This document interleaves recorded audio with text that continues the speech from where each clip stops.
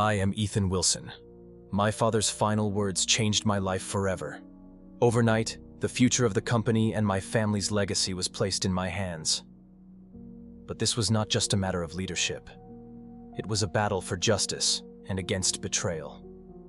If you enjoy my video, don't forget to hit the like button and subscribe. The icy silence of the hospital room was interrupted only by the rhythmic beeping of the monitors. The dim fluorescent light cast shadows across my father's weary face, each wrinkle a testament to the burdens he had carried. As I sat beside him, he suddenly turned his gaze to me.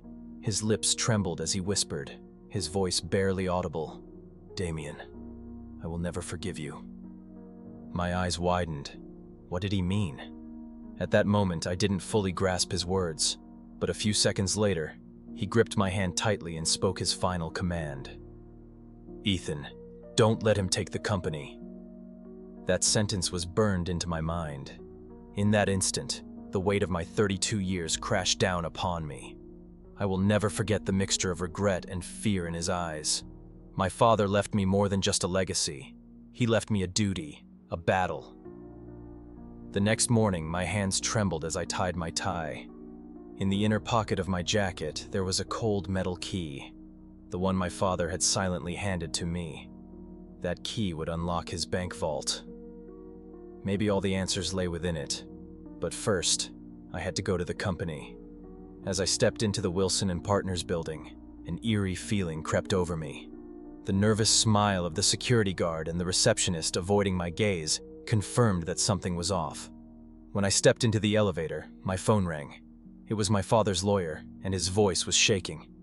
"Mr. Wilson, the will has been revealed. You now own 51% of the company." Everything had just become even more complicated. At the office, the atmosphere was tense. It wasn't grief hanging over the building. It was something else. My secretary, Linda, avoided my eyes as she spoke. "Mr. Damien is expecting you." Damien Wilson, my uncle, my father's brother. He had always been ambitious, always determined to stay one step ahead. As I walked into his office, I found him completely settled in. On his desk lay a document bearing my father's signature. "Damien Wilson is hereby appointed CEO." My blood boiled. My father would never have allowed this. Damien leaned back in his chair, his expression dripping with triumph. "Son, business works like this. I managed to get Alistair to sign in his final days." I couldn't believe it. My father had sworn on his deathbed never to forgive this man. And yet, here he was, ruling over everything, disregarding my father's will entirely. Something shattered inside me at that moment. But something else was born. Not just anger, determination. My father didn't just leave me a company. He left me a name that deserved to be honored, not tarnished. Damien thought little of me, just as he did years ago when I had to drop out of university. But this time, I had a reason to stand my ground. There was only one thing that filled the emptiness inside me: the truth. I didn't know much yet. All I had was a key. But this key wouldn't just open a vault. It would unlock the darkness of the past. As I walked down the hall, whispers followed behind me. People were beginning to choose sides. Some watched in silence, others lowered their heads. But no one dared to look me in the eye. I was a stranger now, an unwanted guest in my own company. But I knew one thing for certain: this war had begun. Exposing Damien's schemes wasn't just about my shares. It was about reclaiming the past. My father's last words echoed in my mind. "Don't let him take the company." I wouldn't. This fight started with me, and no matter the cost, I would not back down. If you've watched this far, don't forget to subscribe. After leaving Damien's office, my mind was in turmoil. Everything had happened so fast. The will, the 51% shares, but at the same time, a CEO appointment that completely contradicted my father's last words. Yet the look in my father's eyes was far more powerful than any ownership claim. As I was about to leave the building, my phone rang. It was my cousin Daniel. His voice carried an unusual urgency. "Ethan, are you free right now? There's something I need to show you." A few hours later, I sat in my apartment in front of my laptop. We joined a video call, and his eyes were fixed on a file. "I've been going through the financial records for the past 6 months," he said. Damien disguised certain payments as outsourced consulting fees and redirected $12 million to different accounts. My throat went dry. Daniel sent me the Excel file. As I scrolled through the pages, I saw how the company's accounts were systematically drained. This wasn't just fraud, it was betrayal. Wilson & Partners was the company my father had built with the sweat of his brow, and now it was being plundered in plain sight. That night, I couldn't sleep. I memorized every entry, every transaction. The next morning, I secretly met with my father's former accounting manager, Clara Bennett. She had left the company months ago, but she was one of the few people my father had truly trusted. She sat in a corner of a small cafe, her gaze darting around the room anxiously. The weight of years of silence was written on her face. When I sat down, she pulled a folder from her bag and slid it across the table. "Mr. Wilson, Alistair gave me this file a few days before he passed. He asked me to keep it safe and wait for the right time." As I opened the folder, the emptiness inside me was replaced with cold determination. Documents exposing Damien's illegal dealings, lists of contractors he bribed, payment records for luxury properties, fraudulent invoices. Everything was there. Clara spoke in a whisper. "I didn't want to use these without your father's permission. But now, I know I must entrust them to the right person." My chest tightened. In that moment, I realized something. My father wasn't alone. The people who had quietly stood behind him were still here. Everyone feared Damien's influence, but remaining silent meant becoming an accomplice to his crimes. This file was my first real weapon. I was no longer alone. Daniel was with me. Clara was with me. And most importantly, the fire of justice inside me was growing stronger. As I walked back into the company, my steps felt different. The eyes were still on me, but this time, they didn't look at me as a stranger. Some nodded discreetly, perhaps offering their silent support. That day, I locked myself in my office and began digitizing Clara's documents, evaluating each one from a legal standpoint. A rushed move could ruin everything. Damien was powerful, but his arrogance blinded him. I had to be careful. This wasn't a war, it was chess. That evening, Daniel messaged me again. "Ethan, I found recordings of some of Damien's meetings. There are old voice recorders still in one of the offices." His words opened a new door. It wasn't just documents anymore, there were voice recordings. Damien had let his guard down, trusting the wrong people. The most secure rooms in the company might end up sealing his fate. Now, I understood. The key my father had given me wasn't just a physical object. It was a symbol, a gateway to the truth. I stood on the threshold of that door, and when I stepped through, I wouldn't just uncover the dark side of the company. I'd expose the true history of my family. This wasn't just a financial battle. This was a fight for the honor of my name, and I was not going to run from it. The day of the extraordinary shareholder meeting arrived, and the sky was gray, as if even the weather could sense the approaching storm. Inside the Wilson & Partners conference hall, dozens of people sat in silence. When Damien entered, he walked with confidence, accompanied by company lawyers and a few loyal executives.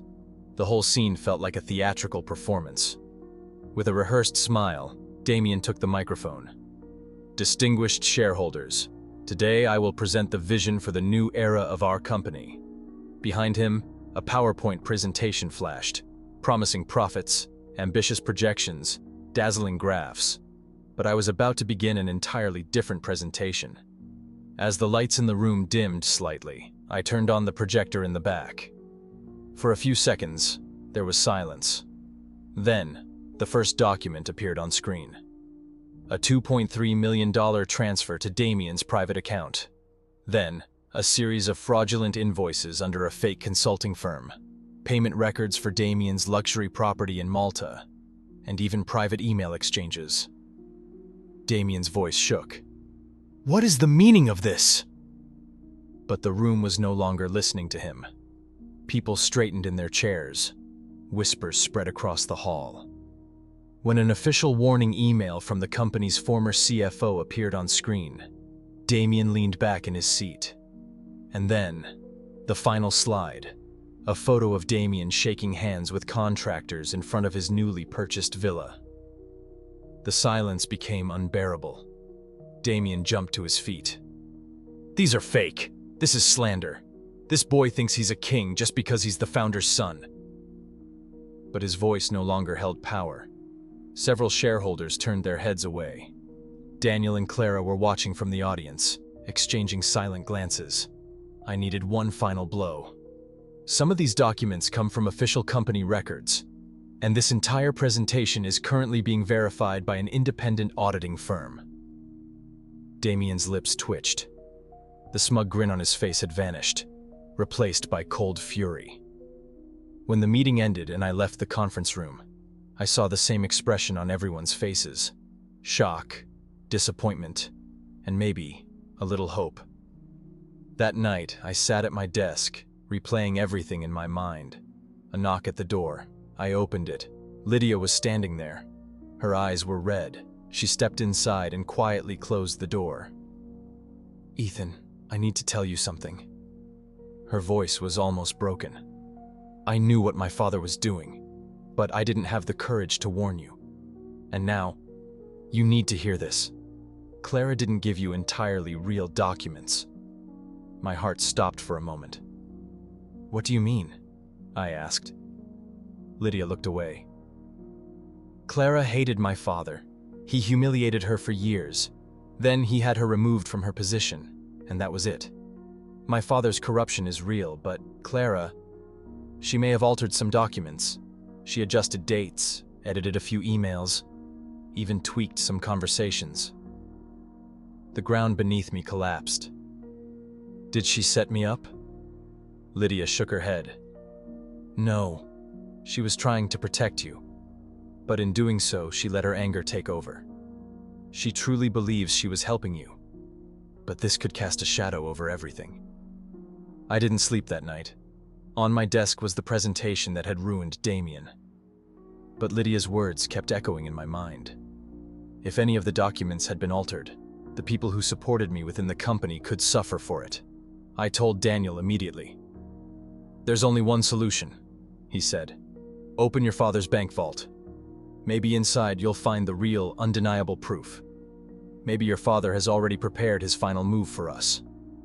The next morning I went to the bank. My hands trembled as the clerk unlocked the vault. Inside, there was a small note and a black USB drive. The note contained only one sentence: "The truth is always there, Ethan. You just need to know where to look." I plugged in the USB drive. A video file appeared. My father's face, pale but determined. "Ethan, I know the damage Damien has done to the company, but you must be careful. Evidence is important. But justice is built not on revenge, but honor." And at that moment, everything inside me changed. This was no longer just a battle against Damien. This was a fight for the legacy of the Wilson name. My father's voice from the video still echoed in my ears. "Justice is achieved not just through revenge, but through honor." As those words reverberated in my mind, I looked again at the contents of the USB drive displayed on my screen. It contained more than just evidence of Damien's corruption. It held years of internal audits, board communications, employee complaints, and even a complex web of transactions linking Damien's personal accounts to company funds. These documents were far more structured and transparent than the ones Clara had given me. Now, I had undeniable proof. The truth, carefully preserved by my father, was in my hands. I immediately called Daniel. "I found it," I said. "The real documents. My father saw everything and recorded it all." Daniel's voice trembled. "Then you know what to do now, don't you?" I did. This battle had to end with transparency and honor. The next day, I assembled an extraordinary board meeting. This time, Damien wasn't the only one sitting across from me. The entire board, shareholders, and department heads were present. As I stepped onto the stage, all eyes were on me. Before speaking, I let a brief silence hang in the air. Wilson and Partners is more than just a business to me. This company represents decades of my father's hard work, your dedication, and our collective hope for the future. Then, I turned on the projector and began presenting the contents of the USB drive. This time, it wasn't Clara's documents. It was the files my father had prepared himself, officially notarized and protected by timestamps. Everything was clear, undeniable, and beyond dispute. Damien had no strength left to object. Sitting in his chair, his head lowered. The shareholders' gazes were harsh. Finally, I broke the silence. Damien Wilson has been removed from his position by the board due to unethical conduct. Damien stood up, as if to speak, but the only words that came from his mouth were, "I could never earn my father's approval." After the meeting, I sat alone with Lydia. "Will you forgive me?" she asked. There was exhaustion in her eyes, but also a hint of peace. "You warned me," I said. "You told the truth. And as my father always said, you acted with honor." That day, Lydia officially became the company's new chief financial officer. Because trust is earned not through blood, but through character. That afternoon, as Damien left the company, no one said goodbye. The power he had built in the shadows had collapsed in an instant. All that remained was disappointment and disgrace. But as I sat down at my desk, an unfamiliar calmness settled over me. Because this victory wasn't just about leadership, it was about values. That night, standing by the window, looking over the city lights, my father's words echoed once more. The Wilson legacy is not just a company. It is an honorable name. And now, I was ready to uphold that name. My phone rang. It was Daniel. "Ethan, have you heard? The market reacted. Stocks have risen by 7%. I smiled slightly. Trust is the greatest investment. Now, everything had finally fallen into place. The shadows had retreated. The truth had come to light. And Wilson and Partners stood at the threshold of a new era. This time, built on integrity. This time, built on justice. That's the end of my video. If you enjoyed it, don't forget to hit the like button and subscribe.